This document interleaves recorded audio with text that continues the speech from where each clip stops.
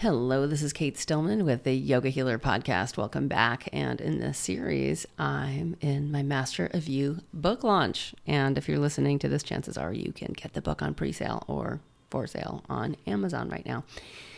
In this episode, we're looking at your Dharma and space. And what does that mean? What does it mean to have a home that's aligned to the next identity evolution that you're stepping into?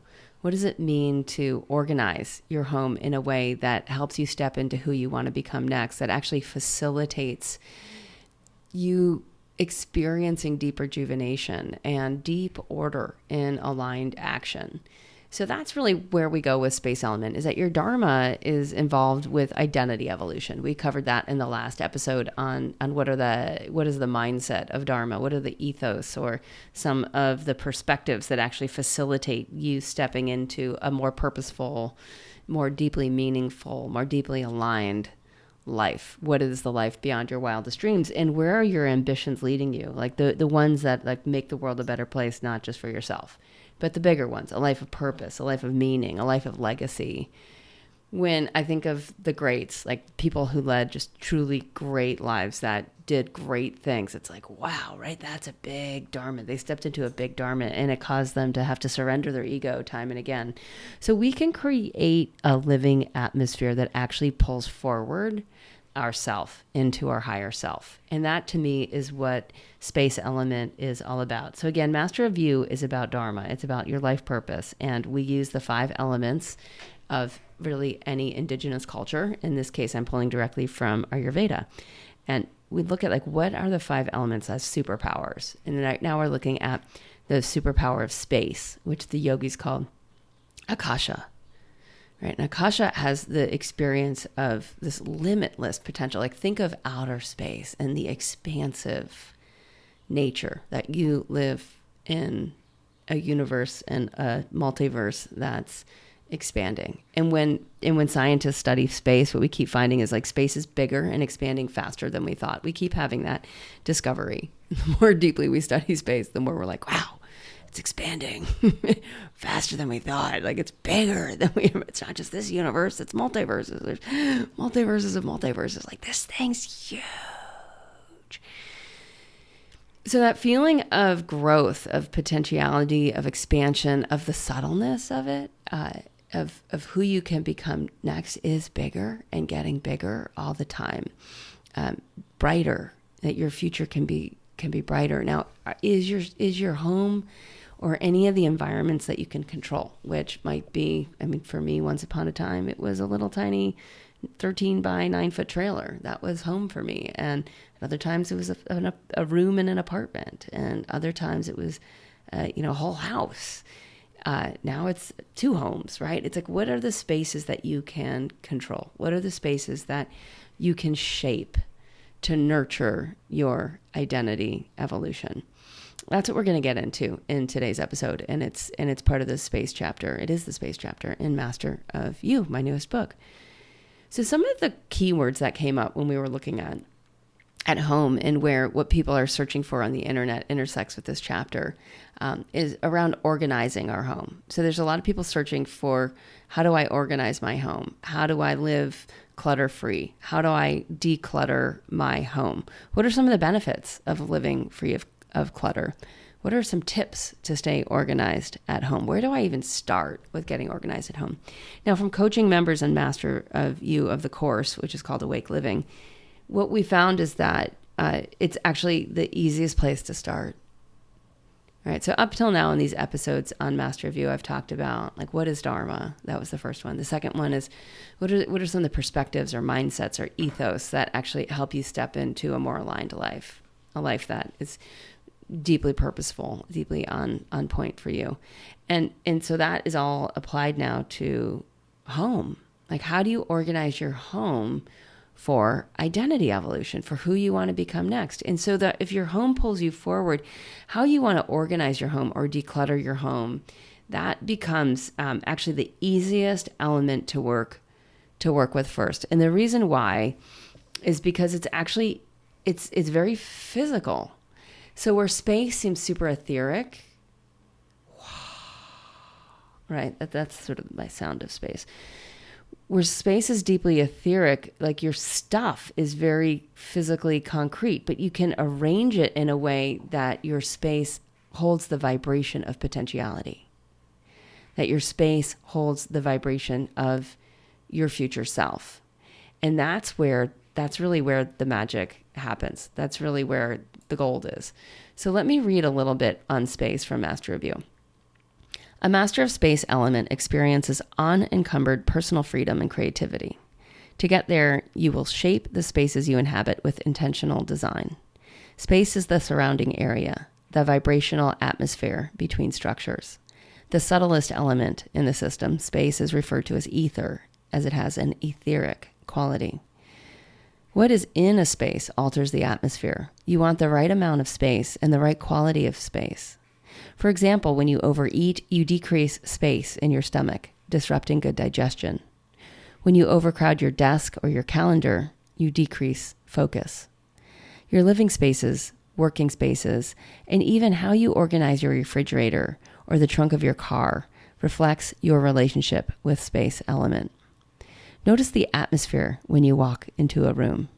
The environs we create are determined by how we organize the space and what things we fill it with. This is at the forefront of behavioral science, explains author and executive leadership coach, Dr. Marshall Goldsmith.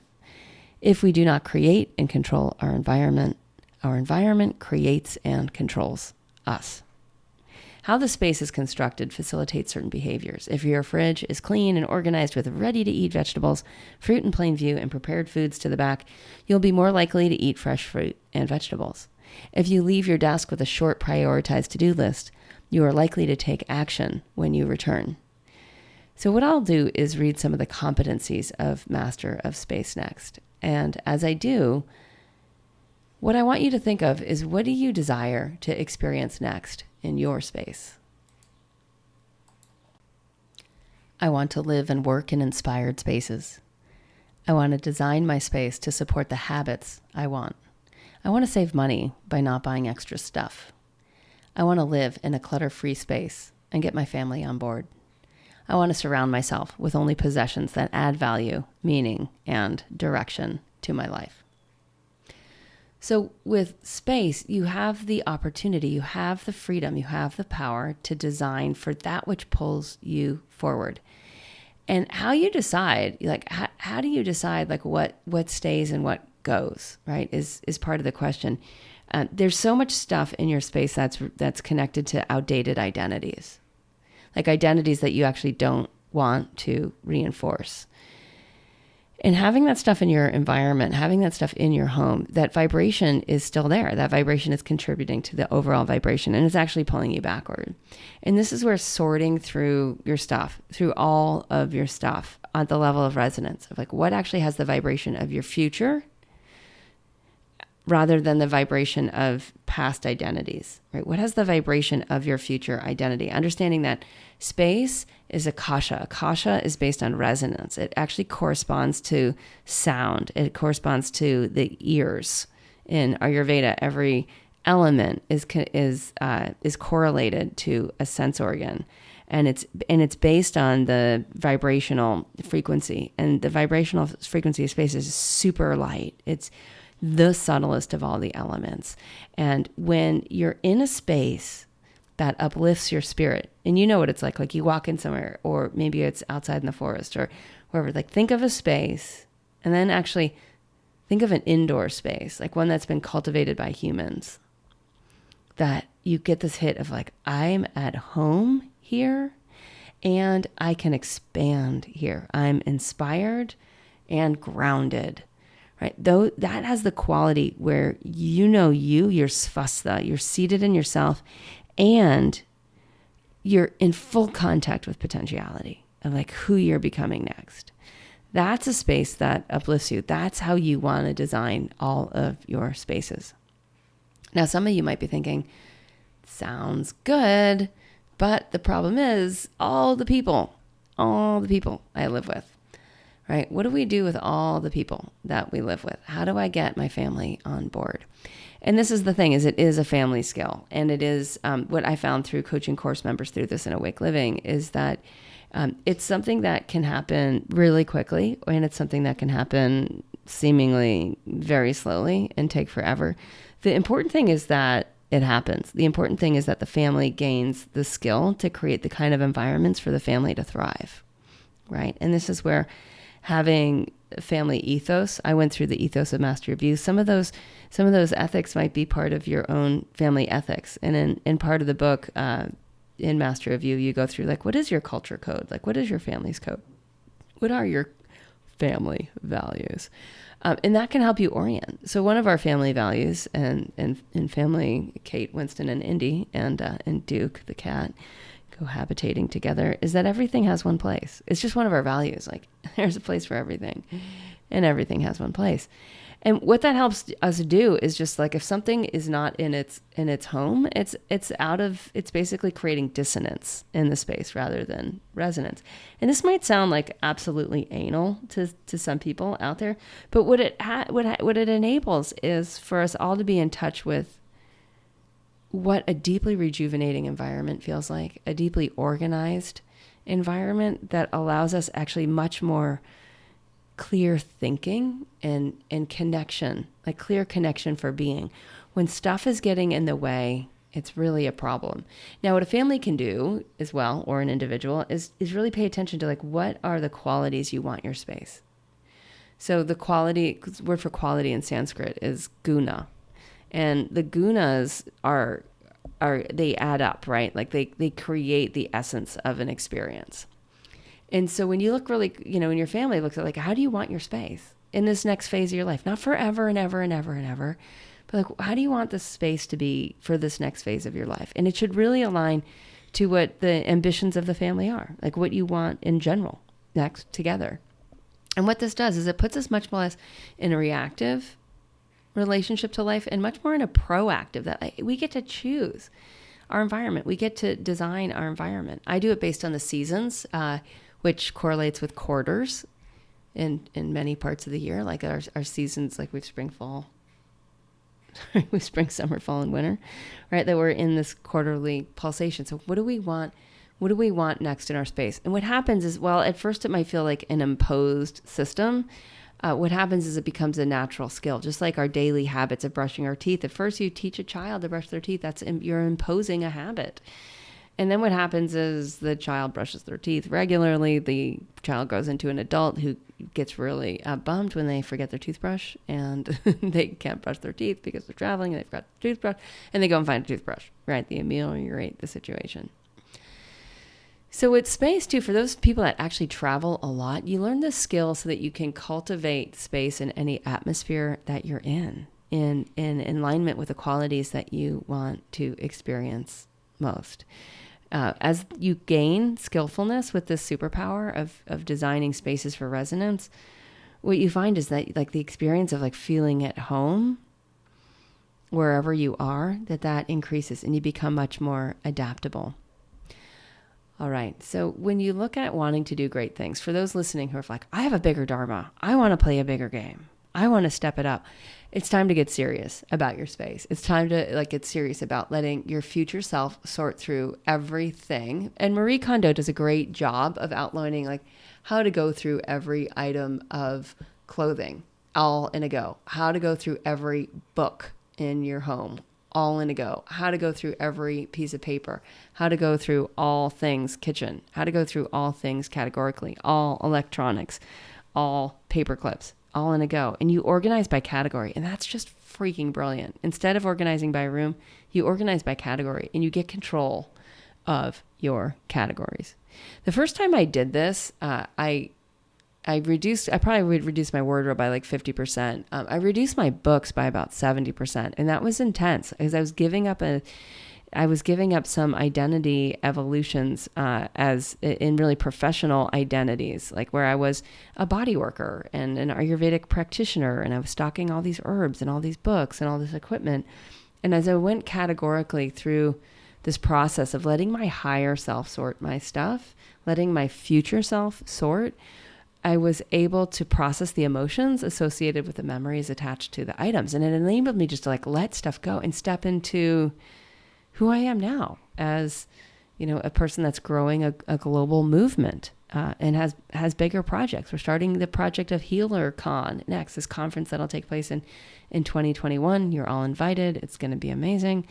But the process of letting go of identities is very emotional. And in Ayurveda, this act of release is an act of digestion where you actually process your emotions. I'm going to read a little bit from Master of You again about a story of one of our members who went through this. So another member of Master of You, in the process of minimizing her possessions, decided she would sell her condo and live abroad. When paring down her possessions, she had a strong urge to destroy 10 years of journals and letters. These journals I wrote on my path to sobriety, and the letters I received in support. I've been sober for years, and I want to burn them. She loved the suggestion to schedule a ritual to mark the end of this chapter of her life and invite those who supported her to participate, or to send a note reflecting who she has become in their eyes. She feels immeasurably liberated from the weight of her past as she explores her next dharma. So that's just an example of how in shedding identities and processing emotions, you're able to let phases, like big chunk phases of your life go. In a lot of the courses I teach at Yoga Healer, people become a much more sober version of themselves. And often people don't start the course consciously to become sober. They're not like, I'm going to quit drinking alcohol, and that's why I'm in this course, or I'm going to quit smoking weed because I've been smoking daily for 2 decades and I'm really curious about who I am without that, or whatever it is, or overeating, or whatever it is, even diseases like anorexia nervosa or bulimia. I've just seen so many of these patterns, these habitual patterns stop. And first it's just reduction, and then eventually they're like the identity shift into a person that just is so much greater than without that. Like that becomes the focus that comes literally into focus, and the person starts to design for that. And then these great things happen.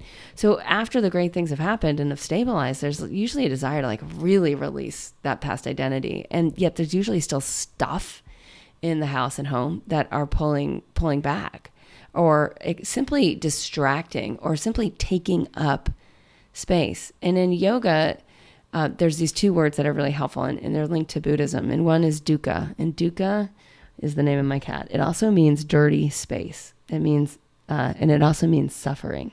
The reason my cat's named Dirty Space is the cat is an orange tabby. He's a ginger tabby, and he looks like he just walked out of a fireplace. I don't know why. He's a very, very unique coloring. He's a super mellow dude. Love him. But we named him Dukkha because we call him Dirty Boy because he always looks a little bit dirty, even though he's quite clean. Sukha is the opposite of dukkha, and sukha is the opposite of suffering. Sukha is aligned living. It's easeful living. It's clean space. It's this attribute of resonance that comes when a space is vibrating at a very high rejuvenative potentiality level. Now, when you have stuff that's related to outdated identities, it basically creates dukkha. It creates an element of dirty space. It creates an element, a dullness in your environment. And that's not helpful when you're trying to play a bigger game, right? When you're stepping into bigger and better ambitions. And so just a lot of what we do in Mastering Space is that we digest these past identities. And in that, the inner space starts to expand. In yoga, we do pranayama and deeper, slower, often slower breathing. Jai pranayama is one of the deeper, slower breaths. There's other forms of pranayama that you actually make the breath more rapid or more fiery.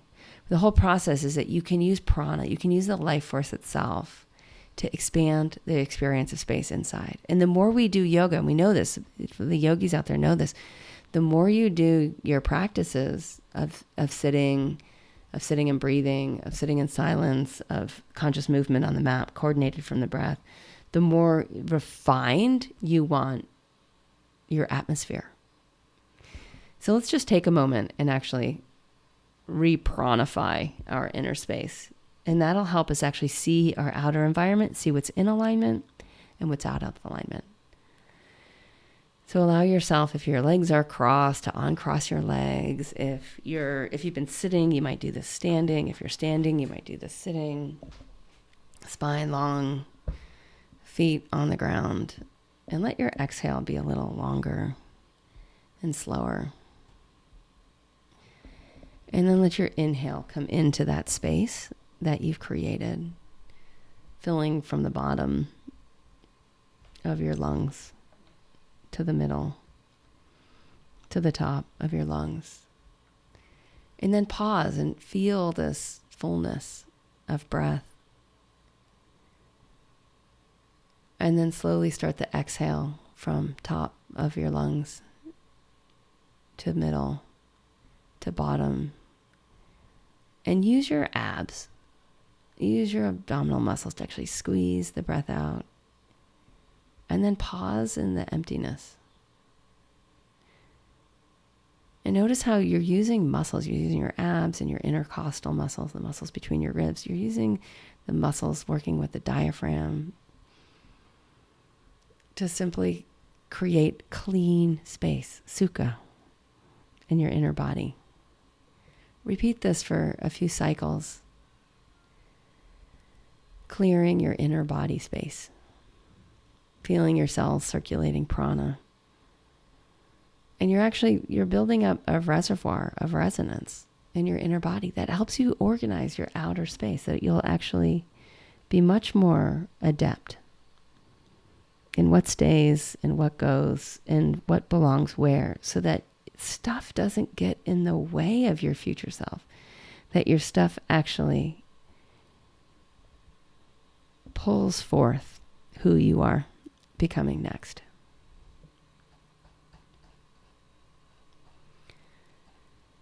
All right. So as you're doing this, what happens is you'll start to notice a stillness. You'll start to notice that even in your environment, that you enter stira, or this place where there's stillness, there's focus, and there's an ability for you to just simply take actions or small habits that are really in alignment with who you want to become next, instead of habits that are pulling you backwards.